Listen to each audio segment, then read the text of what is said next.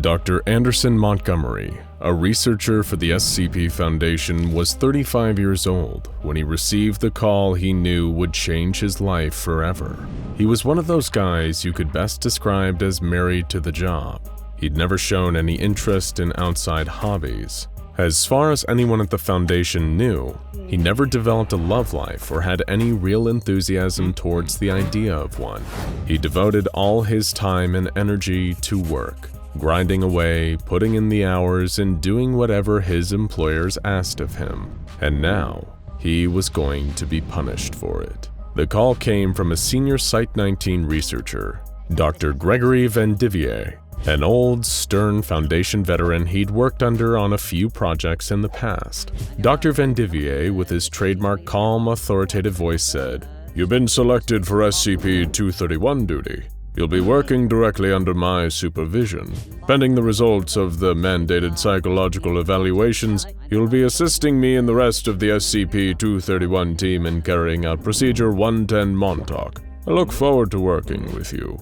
The feeling was not mutual. When the call ended, the normally stoic and professional Dr. Montgomery was in a cold sweat.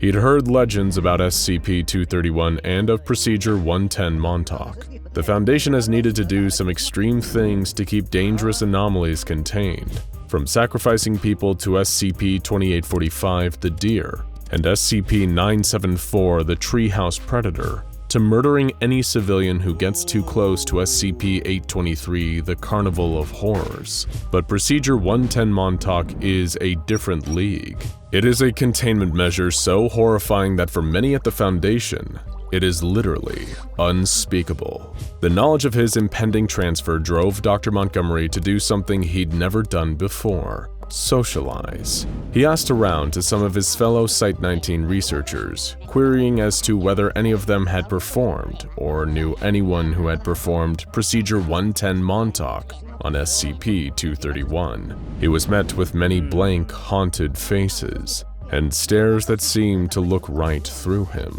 They told him that nobody in the history of the Foundation had ever taken on Montauk detail and not accepted a course of amnestic therapy afterward. Nobody who'd done it wanted to remember their part in the atrocity, and perhaps that was the only consolation.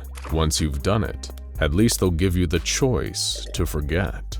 As Dr. Vandivier had alluded to over the phone, the battery of tests performed to prepare Dr. Montgomery for his new duty was extensive. He was given the Milgram Obedience Examination, which involved being ordered to knowingly give an innocent man electrical shocks. You have to score at least 72 on the test to qualify for SCP-231 detail. Thorough background checks were conducted into every facet of his life. No stone was unturned in making sure that Dr. Montgomery would be the right man for the job. And nobody was less certain about the answer to that than Dr. Anderson Montgomery himself. He knew about SCP-231.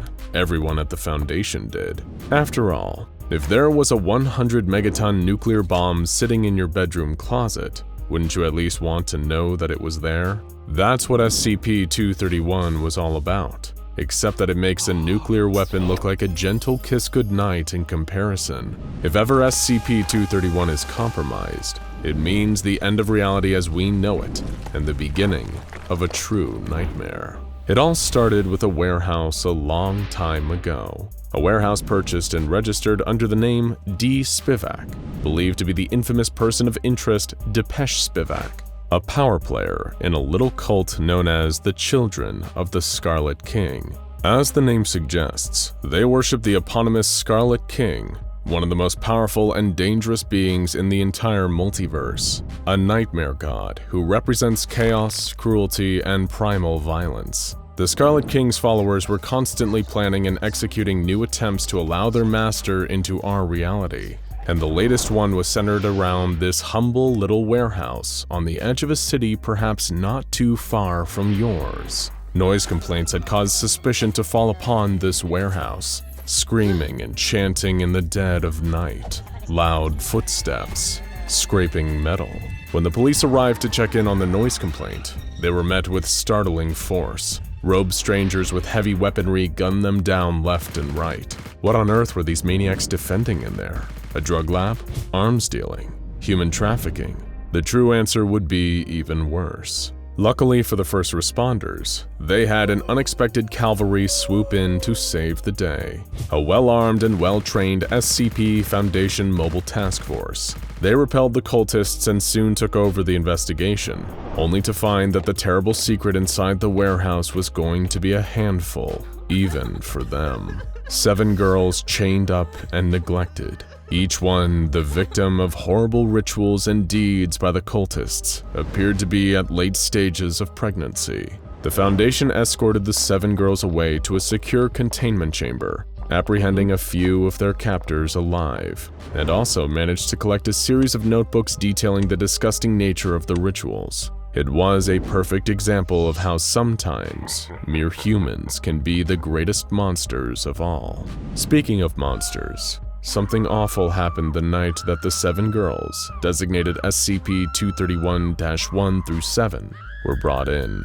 During the recovery operation, SCP-231-1 began having violent contractions and then suddenly gave birth. The incredibly aggressive anomaly she gave birth to that night killed not only her, but over 100 others. The doctors and researchers who were unlucky enough to be in the area, and many of the trained Foundation soldiers that were sent in to stop it. It became quickly apparent that this situation was out of control, and each one of the remaining 6 girls might give birth to an even more powerful threat. Senior researcher Dr. Robert Montauk was brought in to take over the SCP-231 case. The debate would go on among Foundation staff for years as to whether he was the best or worst person for that particular job. You see, Dr. Montauk had a storied history with the Children of the Scarlet King, the cult that had created SCP-231. Many years before, his younger brother Jacob had gone missing, never to be seen again, and he believed that they were the ones behind the disappearance.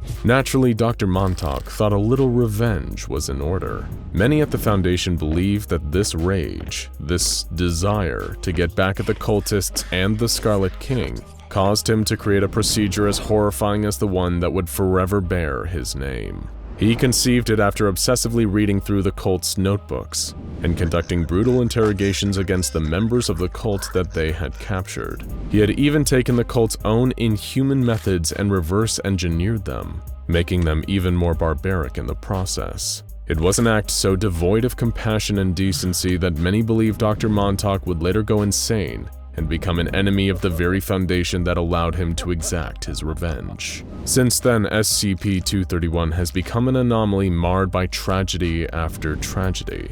Foundation scientists attempted to terminate the pregnancy of SCP-231-2, but instead this simply induced her to give birth. It was another huge disaster, with scores of people, SCP-231-2 included, being killed in the process. SCP-231-3 is believed to have died due to the sheer intensity of the Procedure 110 Montauk protocols, and once again released an entity in the process that went on to cause a massive loss of life. SCP-231-4 was given a sample of SCP-500, the Panacea, which is a collection of pills that can cure anything.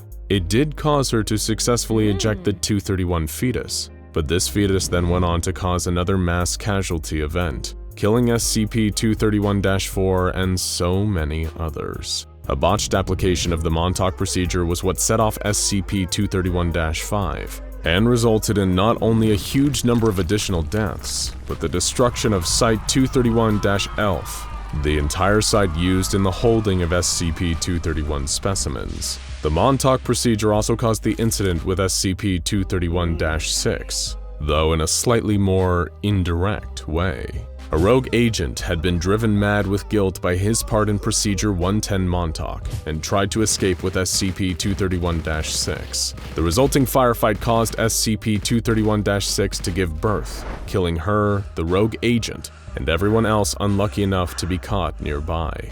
Every time one of these incidents occurred, the disaster got worse. By all current Foundation projections, if ever SCP-231-7 gave birth, it'd be a coin toss on whether it caused an XK Class end-of-the-world scenario. And that's not the kind of risk the SCP Foundation can ever leave to chance. Performing Procedure 110 Montauk at least once every 24 hours on SCP-231-7 was the only way to ensure humanity's continued safety from the Scarlet King. The D-Class is forced to perform the procedure firsthand or even given explosive collars, so the Foundation can literally blow their head off if they show a moment's hesitation. All these thoughts and so many others were swimming through Dr. Anderson Montgomery's mind when he was finally escorted to the secure and secretive facility where SCP-231-7 is kept and Procedure 110 Montauk is carried out. It's so classified that Dr. Montgomery needed to be blindfolded and switch between 7 different vehicles during the journey. He was told that if he ever attempted to remove the blindfold in transit, he would be immediately shot, no questions asked. When he arrived, he found himself staring into the stony face of Dr. Gregory Van Divier, a weathered man who had seen things he wished he could forget. When young Dr. Montgomery walked with him, they walked in relative silence, except for when Dr. Van Divier needed to deliver an order. You just didn't talk about the kind of thing they were about to take part in, though Dr. Montgomery could feel it looming over him like a shadow. They passed through more security checkpoints on the way to the control room, as Dr. Montgomery's palms began to sweat. He wished with everything in him that he could turn back, that he could run for his life, but there was no time. If he did that now, he'd probably catch a bullet in the back. But would even that be better than this? The 2 doctors soon arrived in the control room, monitors everywhere showing an empty room with a single bed. Curiously, Montgomery noticed that a D-Class was fluffing a pillow on the bed.